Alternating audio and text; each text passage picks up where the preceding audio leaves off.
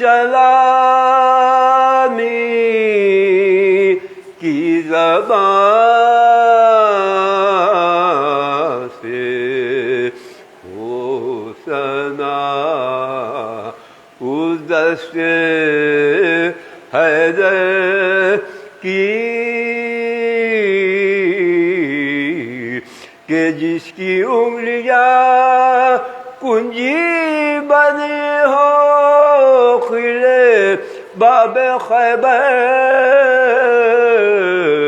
کی لئی کہتے تھے دیکھو شان عباس دلاور کی علم لے کر تو بالکل بن گئے تصویر حیدر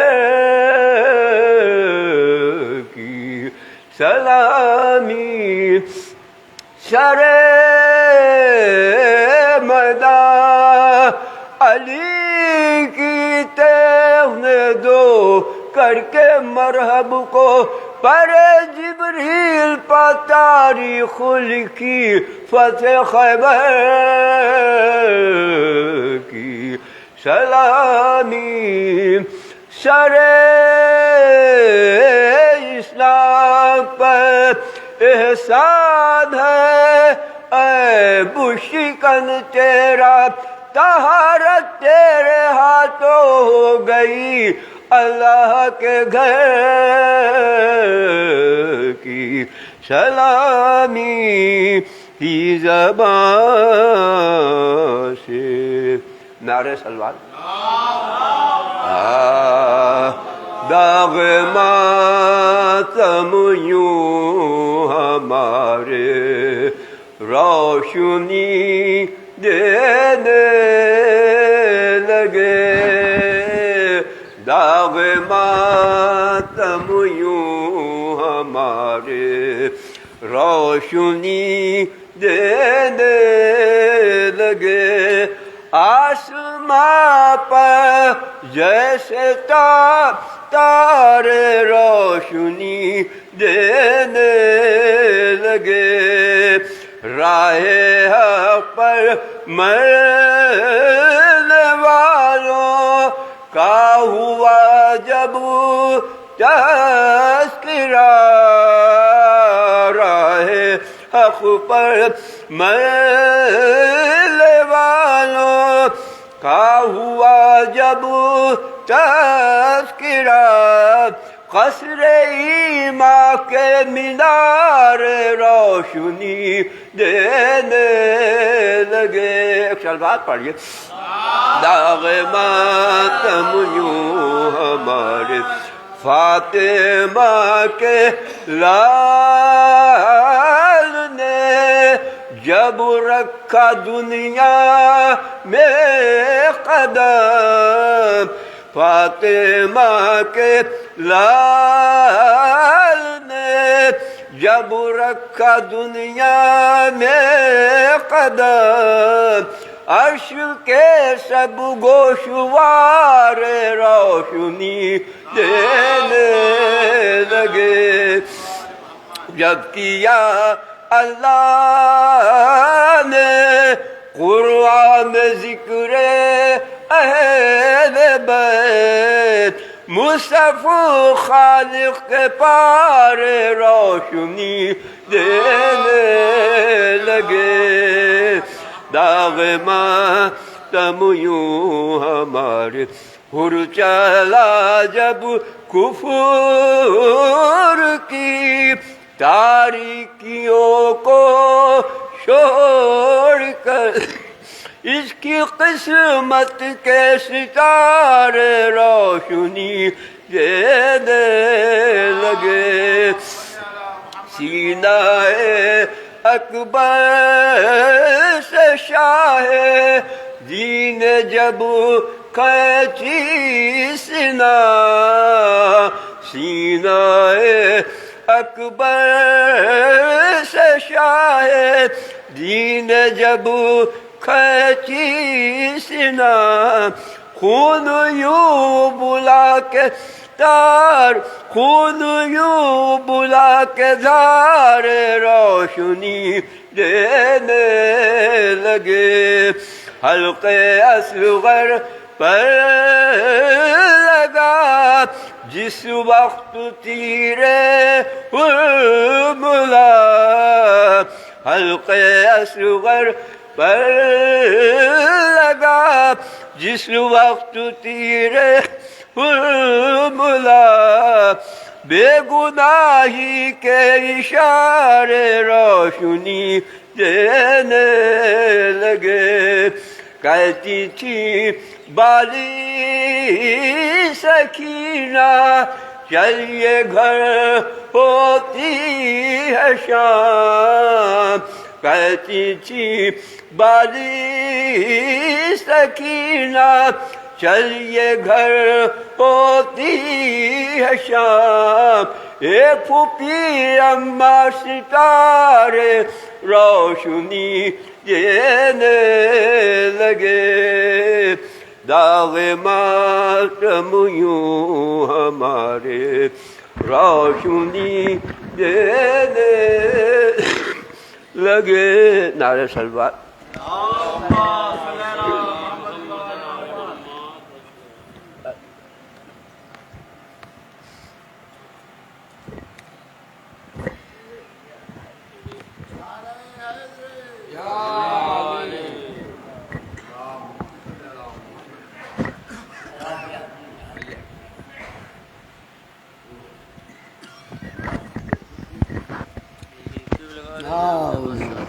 نہیں کہیں پھنس گئے ہوں گے صحیح ہے بھیا وہ جانتے ہیں کہ یہاں کیا پڑھنا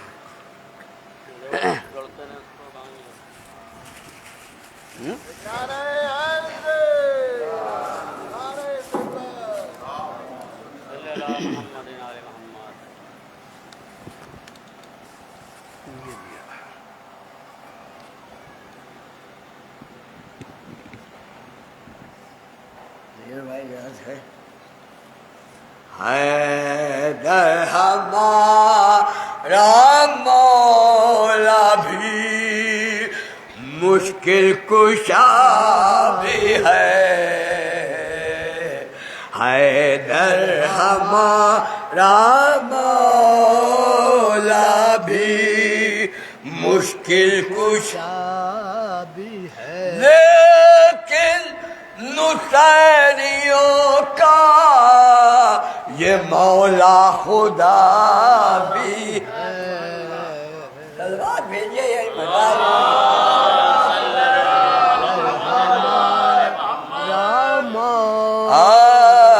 مشکل کشا بھی شیر خدا کا شیر ہے عباس نامدار شیر خدا کا شیر ہے عباس نامدار میدان کربلا کا یہی مرتضیٰ بھی ہے حیدر ہمارا مولا میں کہتے ہیں جس کو شیر الہی کا شیر ہم کہتے ہیں جس کو شیر الہی کا شیر ہم مولا علی کے دل کا یہی مدعا بھی ہے حیدر ہمارا مولا بھی عباس فوج شہ کا علمدار ہی نہیں عباس فوج شہ کا علمدار ہی نہیں یہ سورما وفاؤں کا بے شک خدا بھی ہے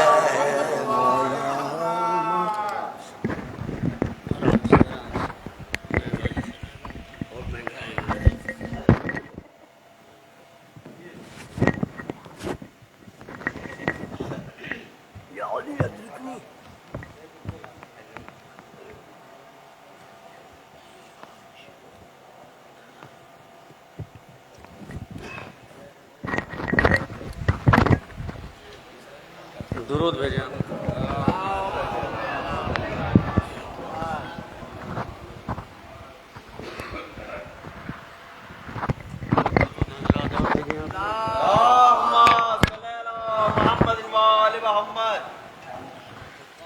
ارے کیوں لگایا ہے خاک پہ بستر، گھر چلو شام ہوتی ہے اصغر، قبر اصغر پا کہتی تھی مادر، گھر چلو شام ہوتی ہے اصغر،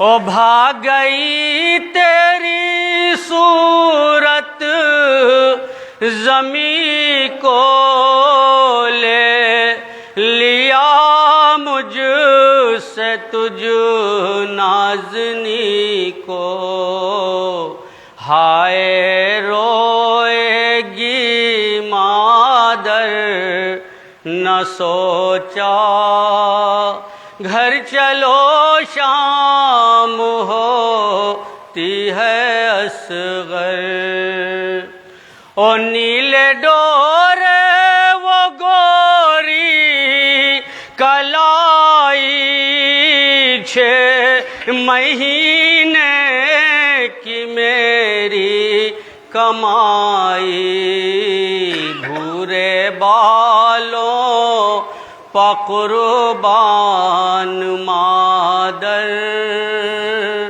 گھر چلو شام ہوتی ہے اصغر، او خط میں لکھا ہے صغرا نے تم کو، بھولے جا کر تم اپنی بہن کو، کیا بتاؤں گی میں اس کو جا کر، گھر چلو شام ہوتی ہے اصغر، او یاد کرتی ہے تم کو سکینہ اب تو دشوار ہے میرا جینا، کیسے سمجھاؤں اس کو میں دلبر، گھر چلو شام ہوتی ہے اصغر، اور رو کے کہتی ہے بالی سکینہ، بھیا پانی اکیلے نہ پینا، تم بھی پینا سبوں کو پلا کر، گھر چلو شام ہوتی ہے اصغر، او پانی منگواؤ اپنے چچا سے، سب تڑپتے ہیں خیمے کے اندر، ہم بھی پیاسے بہت ہیں برادر، گھر چلو شام ہوتی ہے اصغر، اور جب بھی دیکھوں گی میں خالی جھولا، یاد آؤ گے تم مجھ کو بیٹا، یاد آئے گا جھولے کا منظر، گھر چلو شام ہوتی ہے اصغر، او ہائے تیری یہ تشنا دہانی، ظالموں نے پلایا نہ پانی، تیر ظالم نے مارا گلے پر، گھر چلو شام ہوتی ہے اصغر، او یاد میں اس غریب الوطن کے رن میں تھے بے نظامن یہ ماں کے، کیسے جاؤں وطن بن تمہارے، گھر چلو شام ہوتی ہے اصغر۔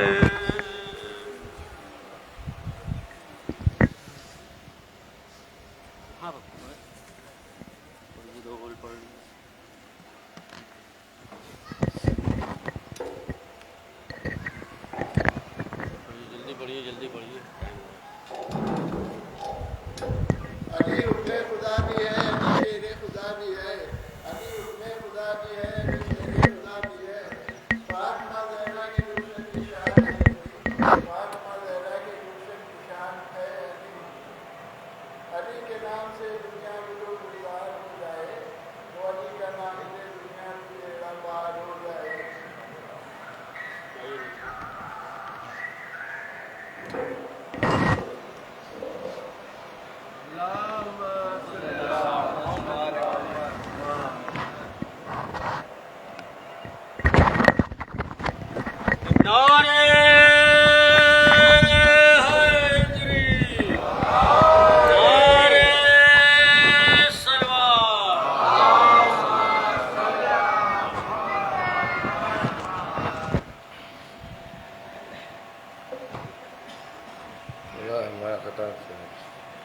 کہ خطرات سے پائی ہے امان سجدوں نے جس میں، خطرات سے پائی ہے امان سجدوں نے جس میں، وہ بیڑا سر کرب و بلا پار ہوا ہے، خطرات سے پائی ہے امان سجدوں نے جس میں، وہ بیڑا سر کرب و بلا پار ہوا ہے، وہ بیڑا سر کرب و بلا پار ہوا ہے، اور صدیوں کا تھکا ماندہ یہ سویا ہوا اسلام، اکبر نے اذاں دی ہے تو بیدار ہوا ہے، صدیوں کا تھکا ماندہ یہ سویا ہوا اسلام، خطرات سے پائی ہے اما سجدوں نے جس میں، وہ بیڑا سر کرب و بلا پار ہوا ہے، اور صدیوں کا تھکا ماندہ یہ سویا ہوا اسلام، اکبر نے اذاں دی ہے تو بیدار ہوا ہے، اکبر نے اذاں دی ہے تو بیدار ہوا ہے۔ مظاہر کہ حبیب حق کا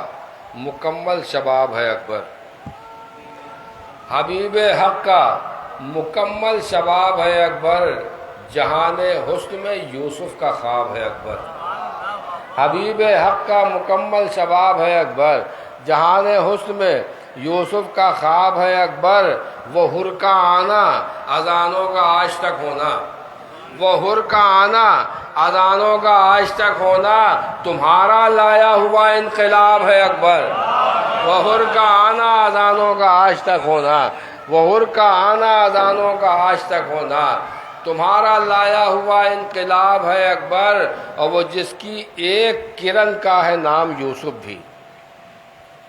آئیے تشریف ایک سلوات بھیجیں پر محمد وآل محمد۔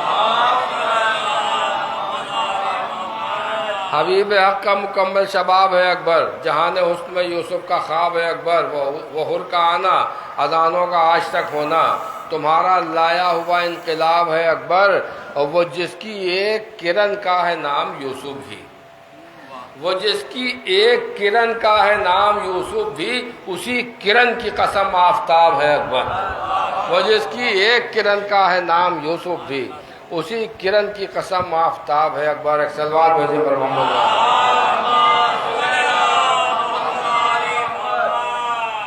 میں مولا عباس اور مولا علی کی ملی جلی مدح ہے، سکندر بھائی عرض کر رہا ہوں مولا عباس اور مولا علی کی ملی جلی مدح ملائے کہ ایک بازوئے حسین ہے، ایک بازوئے رسول،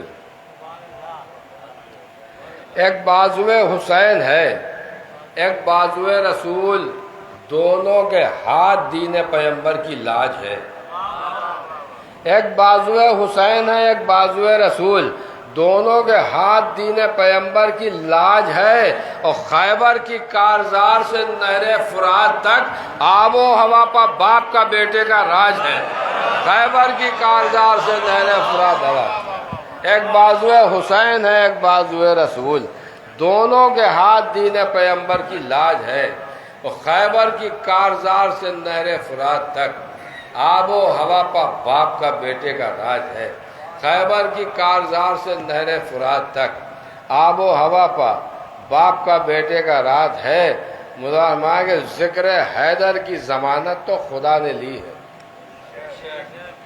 ذکر حیدر کی ضمانت تو خدا نے لی ہے، مدعی لاکھ برا چاہے تو کیا ہوتا ہے۔ ذکر حیدر کی ضمانت تو خدا نے لی ہے، مدعی لاکھ برا چاہے تو کیا ہوتا ہے، اور یہ محمد کا گھرانہ ہے، یہاں ہر لمحہ وہی ہوتا ہے جو منظور خدا ہوتا ہے۔ یہ محمد کا گھرانہ ہے، یہاں ہر لمحہ۔ ایک صلوات بھیجے پر محمد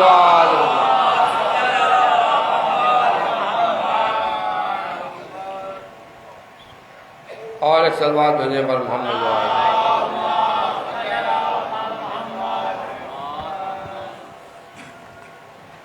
کہ ذکر حیدر کی ضمانت تو خدا نے لی ہے، مدعی لاکھ برا چاہے تو کیا ہوتا ہے، یہ محمد کا گھرانہ ہے، یہاں ہر لمحہ وہی ہوتا ہے جو منظور خدا ہوتا ہے۔ اور 3-4 شعر کہ ماحول جس کو فرش ازا کا نہیں ملا، ماحول جس کو فرش ازا کا نہیں ملا، اس کو عبادتوں کا سلیقہ نہیں ملا۔ ماحول جس کو فرش ازا کا نہیں ملا، اس کو عبادتوں کا سلیقہ نہیں ملا۔ وہ کیا پوچھتے ہو مجھ کو ملا کربلا سے کیا، کیا پوچھتے ہو مجھ کو ملا کربلا سے کیا، یہ سوچ کے بتاؤ مجھے کیا نہیں ملا۔ کیا پوچھتے ہو مجھ کو ملا کربلا سے کیا، یہ سوچ کے بتاؤ مجھے کیا نہیں ملا، پہلے غم حسین میں رو لو بتاؤ پھر، پہلے غم حسین میں رو لو بتاؤ پھر، دل کو سکون تمہارے ملا یا نہیں ملا۔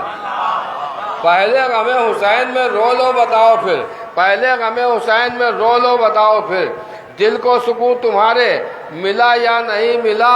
آخر تمہیں یہ خواہش رزق جنا ہے کیوں، آخر تمہیں یہ خواہش رزق جنا ہے کیوں، مجلس میں کیا کبھی تمہیں حصہ نہیں ملا۔ آخر تمہیں یہ خواہش رزق جنا ہے کیوں، آخر تمہیں یہ خواہش رزق جنا ہے کیوں، مجلس میں کیا کبھی تمہیں حصہ نہیں ملا۔ بس یہ آخری شعر کہ پہلے غم حسین میں رو لو بتاؤ پھر، دل کو سکون تمہارے ملا یا نہیں ملا۔ آخر تمہیں یہ خواہش رزق جنا ہے کیوں، مجلس میں کیا کبھی تمہیں حصہ نہیں ملا۔ جاہل ہیں کور چشم ہیں جھوٹے ہیں وہ جنہیں، جاہل ہیں کور چشم ہیں جھوٹے ہیں وہ جنہیں قرآن کی آیتوں میں تبرہ نہیں ملا۔ جاہل ہے کور چشم ہے جھوٹے ہیں وہ جنہیں، جاہل ہے کور چشم ہے جھوٹے ہیں وہ جنہیں قرآن کی آیتوں میں تبرہ نہیں ملا۔ حضرات، پہلی محرم سے 9 محرم تک حسینیہ آغا باقر کی مجلس کے فوراً بعد مولانا میسمجری صاحب کے اذاخانے میں مجالس کا سلسلہ جاری ہے۔ ان تمام مجلسوں کو مولانا مرزا محمد انور حسین صاحب قبلہ خطاب فرما رہے ہیں، اور میرے غریب خانے پر بھی صبح 9:30 بجے 11 محرم کو اور 24 محرم کو شب میں 9:30 بجے مجالس منعقد ہوں گی، اور ان دونوں مجلسوں کو مولانا موصوفی خطاب فرمائیں گے۔ آپ حضرات سے شرکت کی التماس ہے۔ بہت ہی ادب و احترام کے ساتھ درخواست کر رہا ہوں مشہور و معروف و عالمی شہرت یافتہ خطیب اہل بیت عالی جناب مولانا سید میسمجری صاحب قبلہ کی خدمت میں تشریف لائیں، رونق افروز ممبر ہو کر مجلس کو خطاب فرمائیں۔ بآواز بلند نعرہ صلوات۔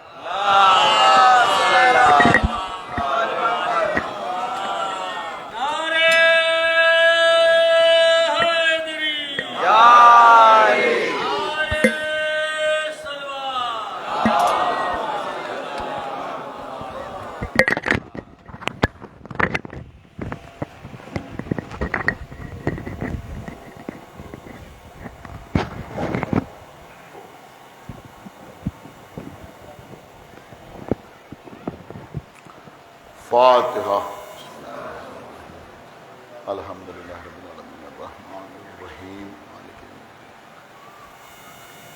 اهدنا الصراط المستقیم غیر المغضوب علیہم اللہم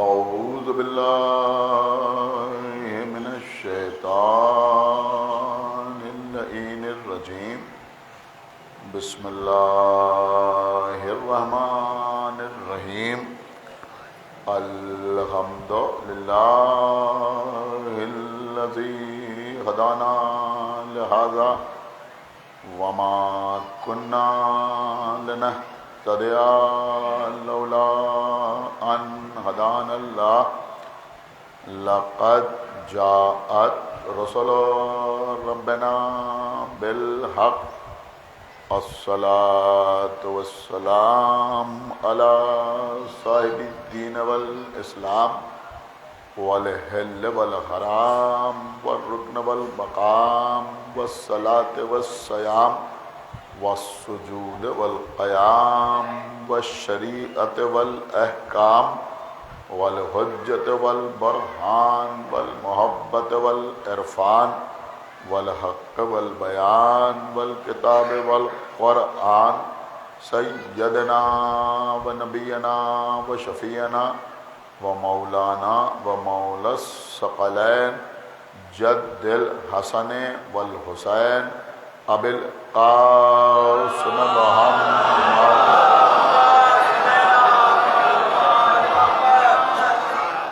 وعلی اہل بیتہ الطیبین الطاہرین المعصومین المظلومین المنتخبین المنتجبین الذین اذهب اللہ عنہم الرجس وطہرہم تطہیرا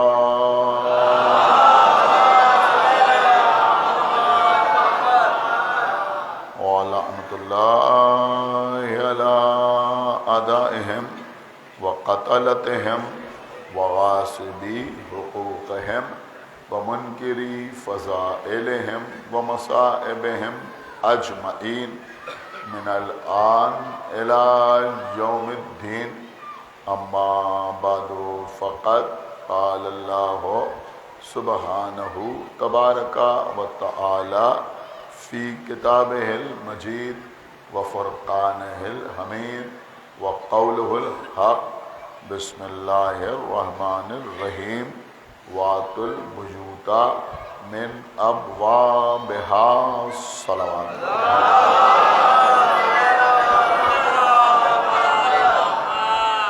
حضرات مسلسل وسیلے کے موضوع پر آپ سے گفتگو کا سلسلہ جاری و ساری ہے۔ میں نے جس آیت کو سرنامہ سخن قرار دیا ہے یہ سورہ بقرہ کی آیہ مبارکہ ہے۔ ارشاد اقدس الہی ہو رہا ہے کہ گھروں میں ان کے دروازوں سے داخل ہو۔ دیکھیں قبلہ جہاں تک وسیلے کا تعلق ہے تو کوئی وسیلے کی ضرورت سے انکار کرے یا وسیلے کی ضرورت کا اقرار کرے، بغیر وسیلے کے کسی کا کوئی کام مکمل نہیں ہوتا۔ کسی نہ کسی شے کو، کسی نہ کسی شخص کو، انسان کو اپنے امور میں وسیلہ قرار دینا پڑتا ہے۔ عزیزوں، ہم پر جو وسیلے کے سلسلے میں لوگ اعتراض کرتے ہیں اور طنز کرتے ہیں، اس میں ایک بات یہ بھی کہی جاتی ہے کہ جب مشرکین مکہ سے یہ کہا گیا کہ تم ان بتوں کی پرستش کیوں کرتے ہو، ان اصنام کی پرستش کیوں کرتے ہو، کیا تم انہیں خدا سمجھتے ہو؟ تو انہوں نے کہا کہ ہم انہیں خدا نہیں سمجھتے بلکہ ہم ان کو اللہ کی خوشنودی حاصل کرنے کا ذریعہ سمجھتے ہیں۔ تو اب لوگ اس حوالے سے ہم پر یہ اعتراض کرتے ہیں کہ مشرکین مکہ جو بت پرستی کرتے تھے تو وہ بھی اصنام کو، بتوں کو، لات کو، منات کو، ہبل کو، عزا کو، ان کو اللہ تک پہنچنے کا یا اللہ کی خوشنودی حاصل کرنے کا وسیلہ سمجھتے تھے۔ لہذا آپ بھی اگر وسیلے اختیار کرتے ہیں تو آپ کا دین بھی انہی کا جیسا دین ہے، آپ کا عمل بھی انہی کا جیسا عمل ہے، آپ میں اور ان میں کوئی فرق نہیں ہے، اس لیے کہ وہ بھی اللہ کی خوشنودی حاصل کرنے کے لیے وسیلہ اختیار کرتے تھے اور آپ بھی اللہ کی خوشنودی حاصل کرنے کے لیے وسیلہ اختیار کرتے ہیں۔ لیکن دیکھیے عزیزوں، میں ایک جملہ آپ کی خدمت میں یہ عرض کرنا چاہوں گا کہ بے شک انہوں نے یہ بات کہی کہ ہم ان کو ذریعہ سمجھتے ہیں اللہ کی خوشنودی حاصل کرنے کا، لیکن ان میں اور ہم میں فرق یہ ہے کہ انہوں نے اللہ تک پہنچنے کے لیے ان کو وسیلہ بنایا کہ جنہیں انہوں نے خود بنایا تھا۔ ایک صلوات پڑھے بر محمد۔ آپ نے میری بات کو سمجھا؟ جنہیں انہوں نے خود بنایا تھا، انہوں نے لات کو خود بنایا تھا، انہوں نے منات کو خود بنایا تھا، انہوں نے ہبل کو خود بنایا تھا، تو جن کو انہوں نے اپنے ہاتھوں سے بنایا ان کو انہوں نے اللہ کی خوشنودی حاصل کرنے کا ذریعہ قرار دیا۔ ہم نے انہیں ذریعہ نہیں بنایا کہ جنہیں ہم نے اپنے ہاتھوں سے بنایا، بلکہ ہم نے انہیں ذریعہ بنایا جنہیں اللہ نے اپنے نور سے خلق کیا۔ صلوات پڑھے پر محمد وآلہ۔ ان کو ذریعہ بنایا، اور میں سمجھتا ہوں کہ شاید وسیلہ کسے بنایا جائے، اس سلسلے میں اس آیت میں واضح حکم موجود ہے کہ وَاتُ الْبُيُوتَ مِنْ أَبْوَابِهَا، یعنی گھروں میں دروازوں سے داخل ہو۔ سمجھدار مجمع یہاں بیٹھا ہوا ہے، آپ نہ سمجھیں گے تو کون سمجھے گا؟ آپ مجھے بتائیں کہ جو چور گھر میں داخل ہوتا ہے وہ کیسے داخل ہوتا ہے؟ میں نے کہا وہ دیوار پھاند کے آتا ہے۔ بہت توجہ آپ حضرات کی، دیوار پھاند کے آتا ہے، یا اگر کہیں کھڑکی کھلی رہ گئی تو کھڑکی سے گھر میں داخل ہو جاتا ہے۔ اگر کوئی روشن دان بڑا ہے تو کوئی جو ماہر قسم کے چور ہوتے ہیں وہ اکثر روشن دان سے داخل ہو گئے، یا کہیں دیوار کاٹ کے اس سے اندر آ گئے۔ بڑی توجہ آپ حضرات کی چاہتا ہوں۔ آپ مجھے بتائیں کہ جو گھر میں کھڑکی سے آیا اس نے کھڑکی کو ذریعہ بنایا یا نہیں بنایا؟ کیا سن رہے ہیں آپ؟ وہ بھی گھر میں ڈائریکٹ تھوڑی آ گیا، اس نے کھڑکی کو وسیلہ بنایا، اس نے روشن دان کو وسیلہ بنایا، اس نے دیوار کو وسیلہ بنایا، لیکن وہ سب کہلائے چور۔ خدا کے لیے توجہ چاہتا ہوں آپ کی۔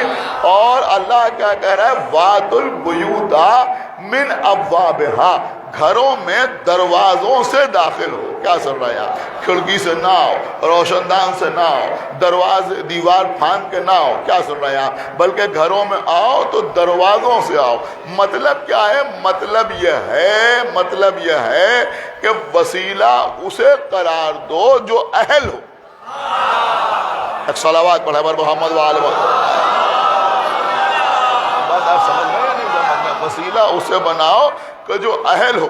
ادھر ادھر سے گھر میں داخل ہونے کی کوشش نہ کرو۔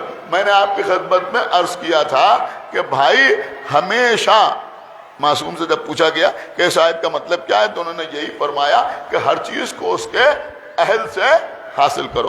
میں نے عرض کیا تھا کہ اگر بیمار ہو تو ڈاکٹر کے پاس جاؤ، طبیب کے پاس جاؤ، اس کے سامنے جا کے اپنی بیماری بیان کرو، وہ تمہیں دوا دے گا، تمہارا علاج کرے گا اور تمہارا مرض دور ہو جائے گا۔ اس کا مطلب یہ ہوا کہ اگر بیمار ہو تو ان سے دوا نہ پوچھو۔ سن رہے ہیں آپ؟ یعنی ایک صلوات پڑھے پر محمد جو اس کے اہل ہی نہیں ہے، جو اس کے اہل نہیں ہے ان سے نہ پوچھو کہ بھائی ہمارے سر میں درد ہو رہا ہے تو ہم کیا کریں؟ انہوں نے کہا فلاں ٹیبلٹ لے لیجئے، ہم چلے گئے میڈیکل اسٹور۔ ایک صلوات پڑھے پر محمد وآلہ۔ خدا کے لیے بہت توجہ کے ساتھ سماعت فرمائے جو میں عرض کر رہا ہوں. فرق کیا ہے؟ کہا بھائی فرق یہ ہے، بڑی قیمتی بات میں آپ کی خدمت میں عرض کر رہا ہوں. فرق یہ ہے، دیکھیے اب جو سمجھے گا وہ بولے گا کہ بھائی ایک عام آدمی بھی بتا دیتا ہوں کہ بھائی سر میں درد ہو رہا ہے. اس سر کا درد تو معمولی سی بات ہے، یہاں تو ہر آدمی کینسر تک کی دوا جانتا ہے. ایک صلوات پڑھا بر محمد، فوراً لوگ دوا بتانے کے لیے تیار ہو جاتے ہیں. تو لیکن فرق کیا ہے؟ فرق بہت معمولی سا فرق ہے لیکن بڑا اہم فرق ہے. فرق یہ ہے کہ ہم نے کہا ہمارے سر میں درد ہو رہا ہے، تو جب ہم نے کہا کہ ہمارے سر میں درد ہو رہا ہے، آپ نے کہا فلاں دوا لے لیجئے، فلاں ٹیبلٹ لے لیجئے. تو آپ نے کیوں کہا؟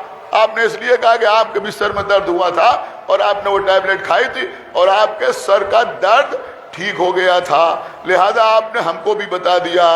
اگر آپ محسوس کریں تو میں جملہ عرض کروں، یہ ہوا قیاس سے فائدہ اٹھانا. خدا کے لیے بہت توجہ کے ساتھ سنیے گا. یعنی آپ نے اپنے درد سر کا قیاس ہمارے درد سر کے اوپر کر لیا اور فوراً دوا بتا دی. اسی میں اکثر، کبھی کبھی نہیں بلکہ اسی میں اکثر نقصان ہو جاتا ہے. اس لیے کہ آپ نے تو صرف اتنا سنا کہ سر میں درد ہو رہا ہے، آپ نے کہا ہمارے بھی سر میں درد ہوا تھا، یہ نہ سمجھا کہ ہمارے سر کا درد کس وجہ سے تھا اور ان کے سر کا درد کس وجہ سے ہے.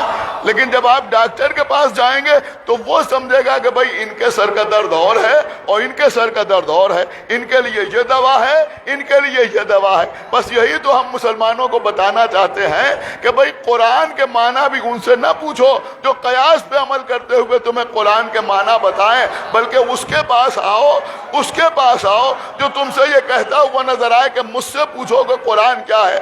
اس لیے کہ میں جانتا ہوں کہ کون سی آیت دن میں نازل ہوئی، کون سی آیت رات میں نازل ہوئی، کون سی آیت سفر میں نازل ہوئی، کون سی آیت منزل پر نازل ہوئی، کون سی آیت بلندی پر نازل ہوئی، کون سی آیت پستی پر نازل ہوئی، کون سی آیت ناسخ ہے، کون سی آیت منسوخ ہے. کسی ایسے ویسے سے پوچھو گے تو وہ قیاس پہ عمل کرتے ہوئے کچھ بھی بتا دے گا، لیکن جب علی سے پوچھو گے تو حقیقت سامنے.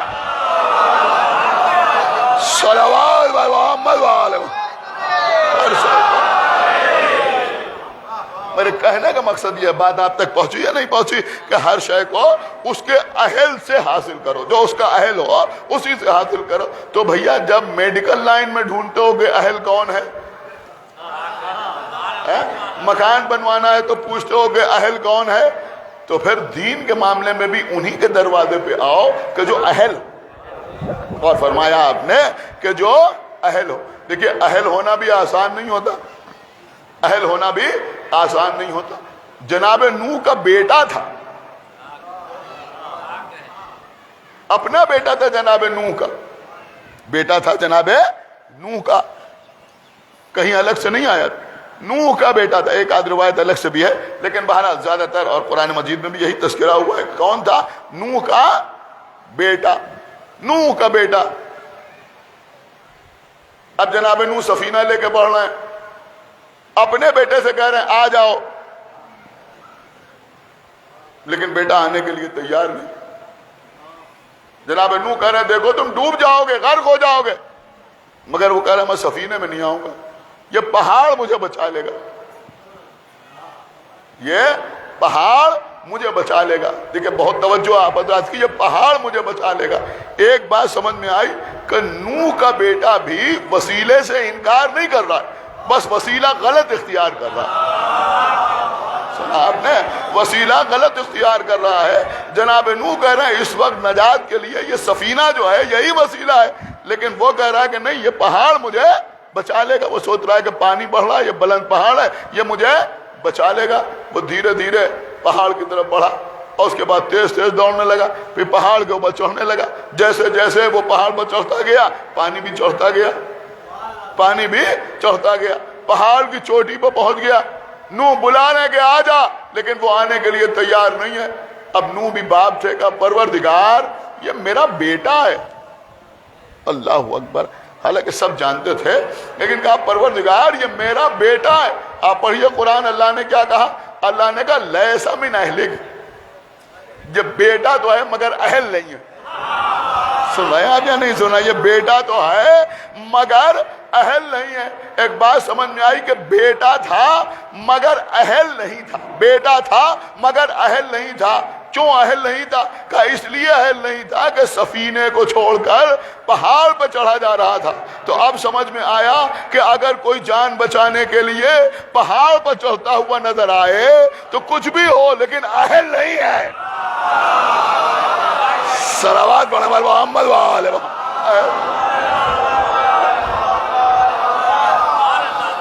ایک صلوات اور پڑھیں محمد وآل محمد۔ وہ اہل نہیں ہے۔ تو عزیزوں اہل کو تلاش کرنا نہایت ضروری ہے کہ دین کے معاملے میں اہل کون ہے، کس کے دروازے پہ آئیں جو ہمیں حقیقی دین حاصل ہو سکے، اسی کو ہم وسیلہ قرار دیں، اسی کو ہم ذریعہ قرار دیں، اس لیے کہ اللہ کہہ رہا ہے کہ تم گھروں میں ان کے دروازوں سے آؤ۔ تمام مسلمان جانتے ہیں کہ بغیر سیرت رسول کو پڑھے ہوئے یا بغیر سیرت رسول پر نظر ڈالے ہوئے دین کو حاصل نہیں کیا جا سکتا، لیکن اب یہ رسول کی سیرت کس کے ذریعے ملے گی؟ کس کے ذریعے ملے گی؟ اب لوگوں نے الگ الگ ذریعے بنائے، نے کہا صاحب رسول کی سیرت ہمیں اصحاب کے ذریعے ملے گی، اصحاب جانتے ہیں کہ رسول کیا ہے۔ کچھ لوگوں نے کہا نہیں، ہمیں تو ازواج کے ذریعے رسول کی سیرت معلوم ہوگی۔ الحمدللہ نہ ہم نے انہیں ذریعہ بنایا نہ انہیں ذریعہ بنایا، بلکہ ہم نے ذریعہ بنایا اہل بیت کو۔ کیوں اہل بیت کو ذریعہ بنایا؟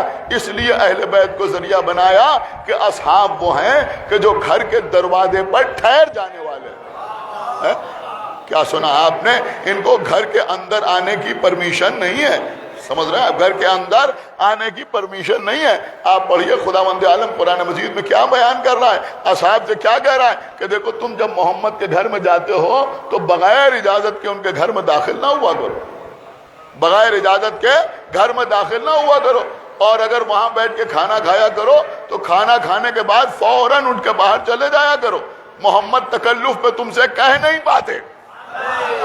ایک صلوات پڑھیں محمد وآل محمد۔ تکلف میں سنیے جو میں عرض کر رہا، محمد تکلف میں تم سے کہہ نہیں پاتے۔ اس کا مطلب یہ ہوا کہ اصحاب وہ ہیں کہ اگر پیغمبر کے گھر میں زیادہ دیر بیٹھ جائیں، سنایا تو اللہ کو یہ گوارا نہیں ہوتا کہ بھائی محمد کو اذیت ہوگی، تم اتنی دیر وہاں جا کے بیٹھ جاتے ہو، لہذا اگر وہ کھانا بھی کھلائیں تو کھانا کھاؤ اور فوراً اٹھ کے باہر چلے جاؤ۔ اب وہ بھی آرام کریں گے، ان کو بھی گھر میں رہنے دو، فوراً باہر آ جاؤ۔ بہت توجہ آپ حضرات کی۔ تو بھائی یہ اصحاب ہیں کہ جن سے کہا جا رہا ہے کہ دیکھو تم زیادہ دیر محمد کے گھر میں نہ بیٹھو۔ کیا چل رہا ہے؟ گھر میں نہ بیٹھو۔ اور یہ اہل بیت ہیں کہ اگر پشت رسالت پر حالت سجدہ میں آ جائے، صلوات پڑھیں محمد وآل محمد۔ ایک صلوات اور پڑھیں محمد وآل محمد۔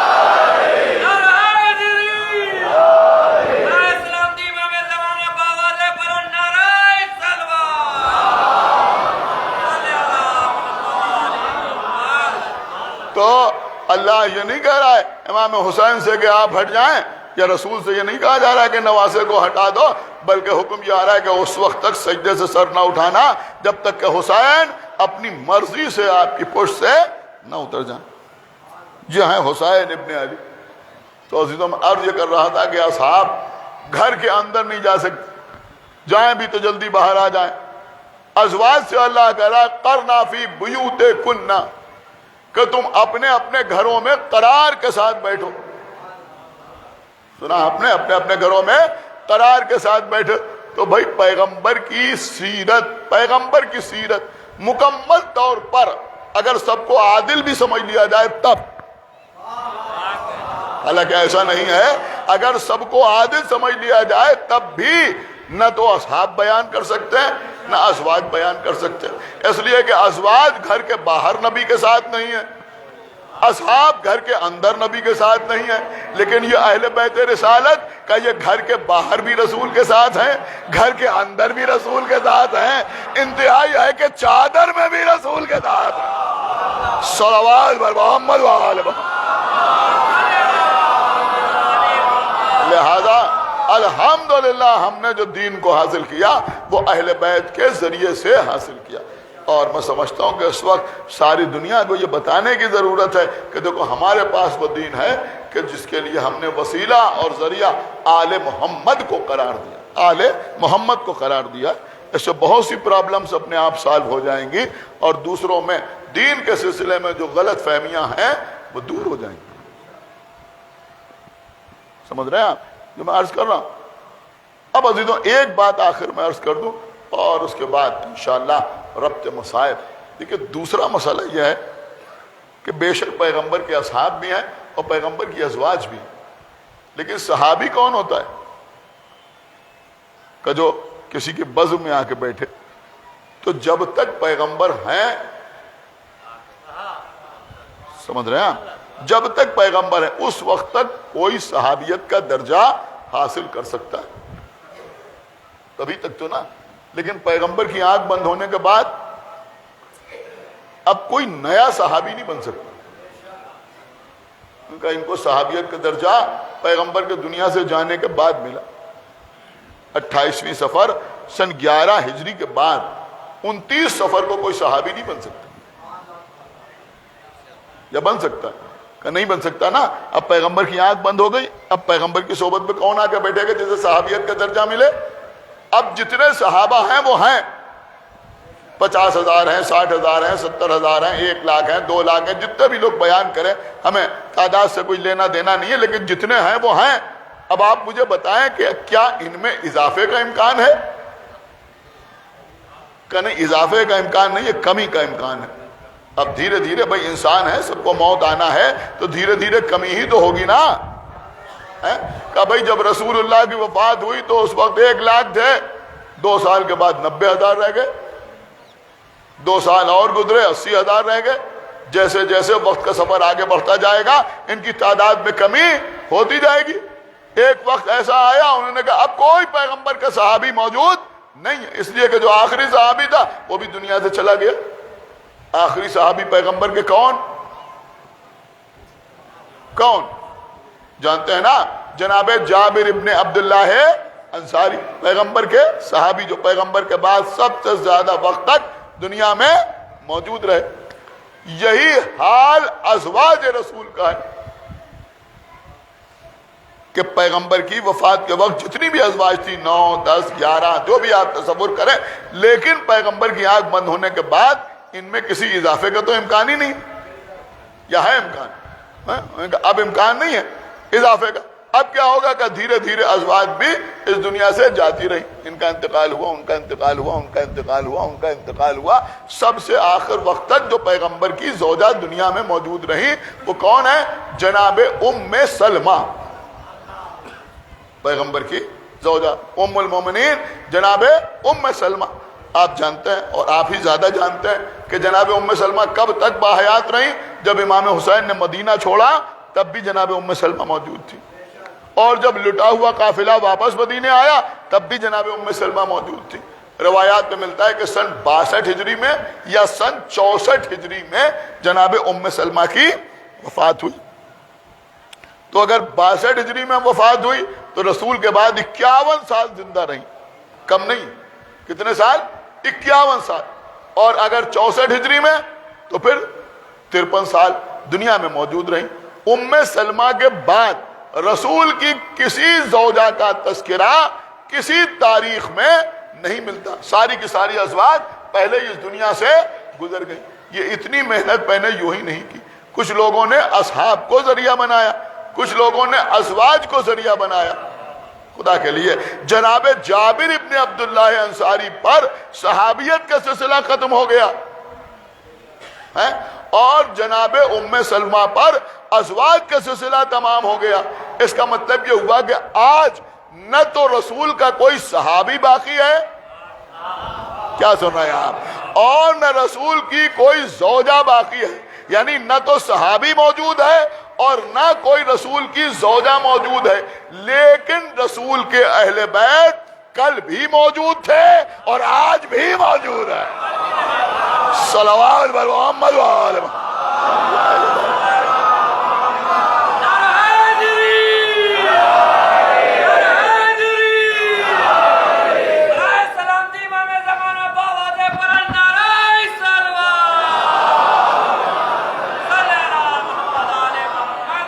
कल भी मौजूद थे और आज भी मौजूद है। اور یہی اہل بیت ہیں کہ جو پیغمبر کی صورت و سیرت کے آئینہ دار ہیں. جب مولا علی کے پیچھے لوگوں نے نماز پڑھی،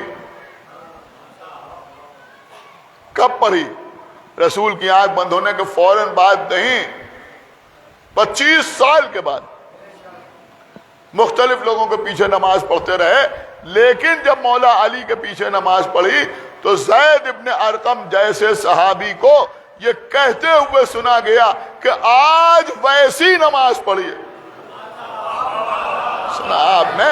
آج ویسی نماز پڑھی ہے جیسی رسول اللہ کے پیچھے پڑھتے تھے. اس سے کیا سمجھ میں آیا؟ اس سے سمجھ میں آیا کہ اس سے پہلے اور رسول کی آنکھ بند ہونے کے بعد ویسی نماز نہیں پڑھی تھی جیسی رسول کے پیچھے پڑھا کرتے تھے. اب میں دیکھتا ہوں کون شخص خاموش رہ سکتا ہے. اب جو لوگ ہم سے کہتے ہیں کہ صاحب آپ یہ مسجدوں سے اتنی بلند آواز میں اشہد ان علی ولی اللہ اذان میں کیوں کہتے ہیں؟ ارے بھیا، ہم اپنی مسجد سے علی کا نام بلند آواز سے اس لیے لیتے ہیں کہ دنیا کو معلوم ہو جائے کہ اس مسجد میں ایسی ویسی نماز نہیں ہوگی، رسول جیسی نماز ہو. صلوات بر محمد و آل محمد.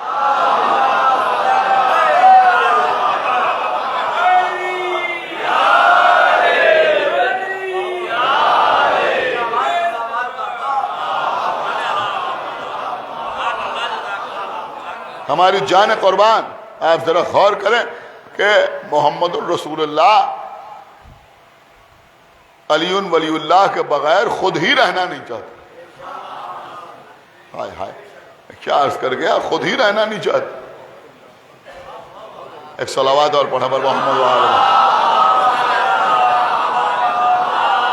یہ بالکل ایک الگ موضوع ہے، لیکن اس وقت آپ کی خدمت میں عرض کروں، جہاں جہاں بھی آپ دیکھیں، اس لیے کہ پیغمبر اسلام کی رسالت کی جو بقا ہے وہ ولایت امیر المومنین میں پوشیدہ ہے. جہاں جہاں ولایت کے ماننے والے ہیں، یہی سبب تو ہے، یہی سبب ہے. آپ دیکھیے، کسی کے سامنے شرمندہ ہونے کی ضرورت نہیں، احساس کمتری کا شکار ہونے کی ضرورت نہیں. یہ جو نہ جاننے کی وجہ سے کچھ لوگ سوچتے ہیں صاحب وہ رسول کو زیادہ مانتے ہیں، ہم رسول کو کہاں مانتے ہیں. ارے ہم ہی رسول کو مانتے ہیں. یہ عجب ستم ظریفی ہے کہ جو رسول کو اپنا جیسا بشر مانے وہ بہت زیادہ ماننے والے ہیں، اور جو رسول کو مجسم نور مانے وہ نہیں مانتے. جو رسول کو خاطی مانے وہ بہت بڑے رسول والے، اور جو رسول کو صاحب عصمت مانے، سمجھ رہے ہیں، جو رسول کو بغیر پڑھا لکھا مانے وہ بہت زیادہ ماننے والے، اور جو رسول کو مدینۃ العلم مانے وہ نہیں ماننے والے. یہ کیسی بات ہے عزیزو؟ ہم سے زیادہ رسول کو کون مانتا؟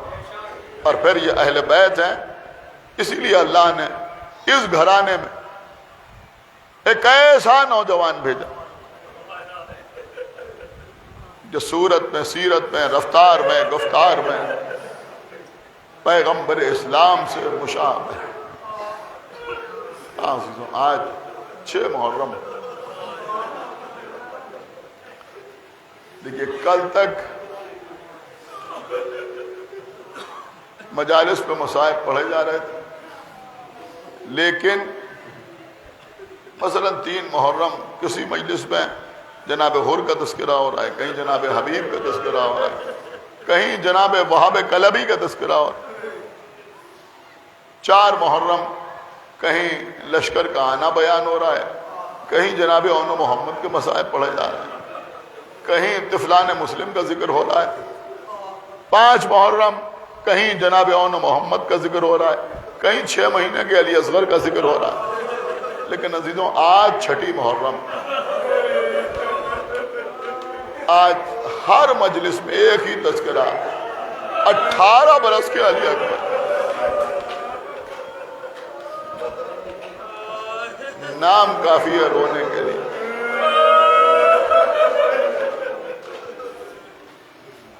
عزیزوں کہیں کسی جوان کی موت ہو جائے تو ایصال ثواب کے مجلس میں لوگ آ کے فرمائش کرتے ہیں کہ شہزادہ علی اکبر کے مصائب پڑھ دیے. بچوں کا علی اکبر کے مصائب سنتے ہیں تو ماں باپ کے دل کو تسلی ہوتی ہے، ارے ہمارا بیٹا کیا تھا جب حسین کا بیٹا کربلا میں۔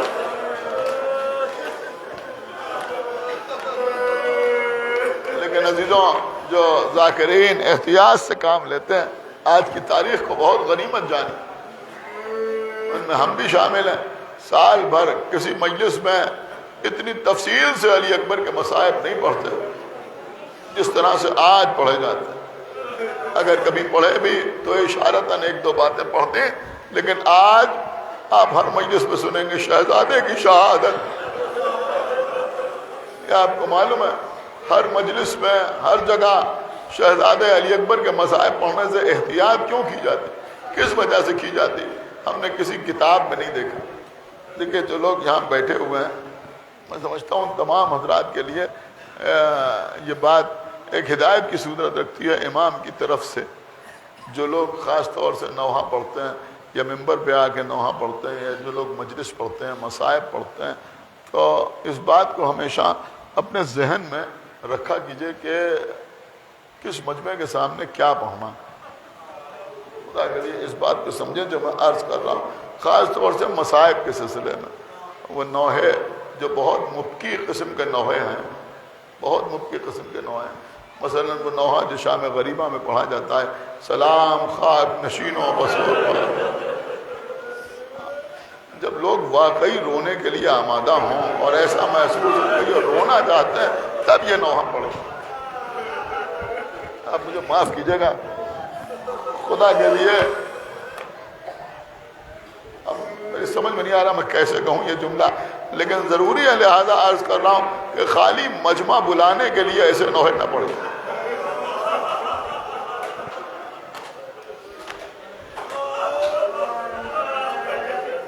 یہ بات آپ اپنے ذہن میں رکھیں جو میں عرض کر کے آپ کی خدمت میں، اس طرح کے نوحوں کو بچا کے رکھیے۔ جب ایسا محسوس ہو کہ ہاں یہ مجمع رونا چاہتا ہے، گریہ کرنا چاہتا ہے، کوئی ایسی تاریخ ہے، تو خوب پڑھیے۔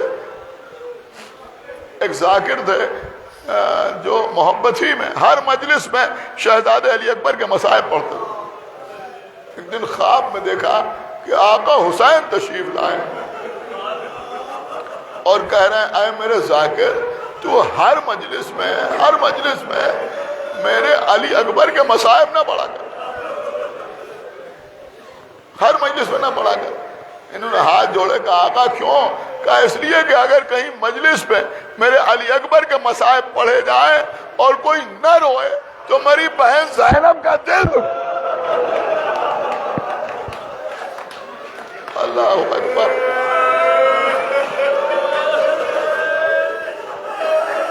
لوگ پوچھتے ہیں یہ آنسو کیا ہیں؟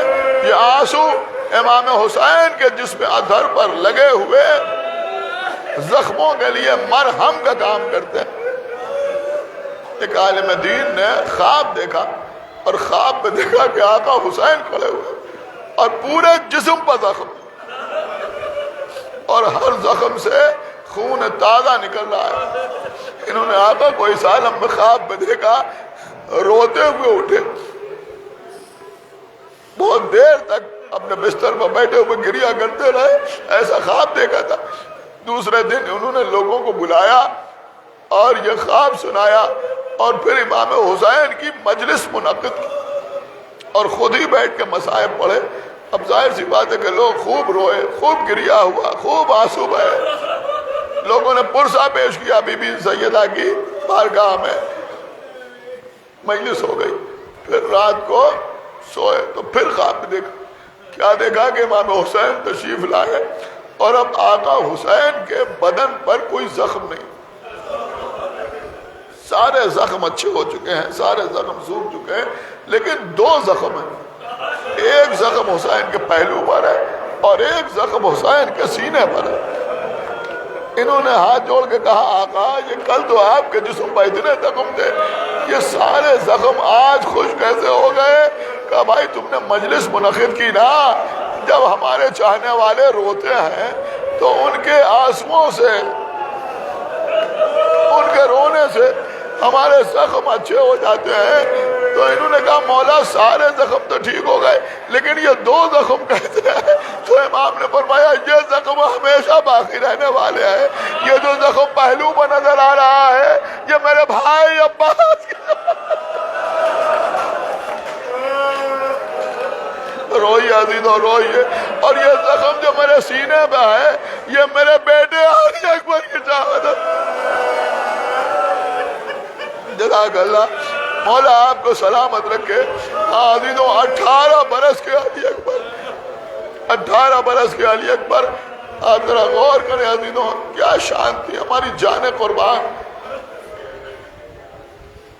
راوی کہتا ہے کہ کربلا میں ہر شہید خیمے سے رخصت ہوتا ہوا نظر آیا، لیکن جس طرح سے حسین کا بیٹا علی اکبر، یہ کہتا ہے میں دور سے دیکھ رہا تھا، علی اکبر نکلنا چاہتے تھے، بار بار خیمے کا پردہ اٹھتا تھا اور بار بار خیمے کا پردہ گرتا تھا۔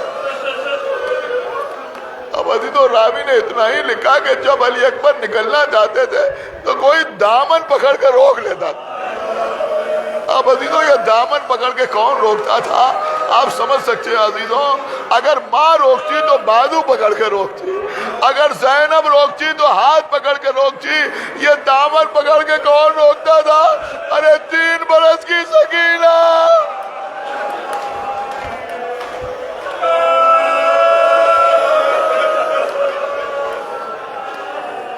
لیکن آج رونے میں کوئی کمی نہ کیجیے گا، ام لیلہ کے لال کا ماتم ہے، خدا آپ کو کسی غم میں نہ رلائے سوائے غم امام حسین علیہ السلام کے۔ اب ذرا سوچیے عزیزوں، جب بہن کا جو عالم تھا تو حسین کے دل پر کیا گزر گئی ہوگی جب میدان سے آواز آئی ہوگی یا بتا علیکم منی السلام، اے بابا آپ پر میرا آخری سلام ہو۔ بس عزیزوں 2 جملے اور مجلس تمام ہو رہی ہے۔ راوی کہتا ہے میں نے دیکھا کہ 3 دن کے بھوکے پیاسے علی اکبر کربلا کے میدان میں تلوار چلا رہے تھے اور اتنی شدت سے جنگ کر رہے تھے کہ ایسا لگتا تھا کہ آج کسی کو چھوڑیں گے نہیں، آج ہر ایک کو قتل کر دیں گے، آج کوئی بچنے والا نہیں ہے۔ عزیزوں راوی کہتا ہے میں سوچ رہا تھا کہ یہ بھوکا پیاسا شہزادہ یہ کون سا جذبہ ہے، یہ کون سا جذبہ ہے، یہ کون سی قوت ہے، کون سی طاقت ہے جو علی اکبر اس طرح سے تلوار چلا رہے۔ راوی کہتا ہے میں نے کچھ قریب ہونا چاہا، دھیرے دھیرے میں علی اکبر کے قریب آ گیا، میں نے سنا کہ علی اکبر تلوار چلاتے جاتے تھے، جملہ سنا گیا، صاحبان اولاد بیٹھے ہیں، آپ نہ محسوس کریں گے تو کون محسوس کرے گا۔ یہ کہتا ہے علی اکبر تلوار چلاتے جاتے تھے اور یہ کہتے جاتے تھے ان میں جو بچے گا وہ میرے بابا سے لڑے گا۔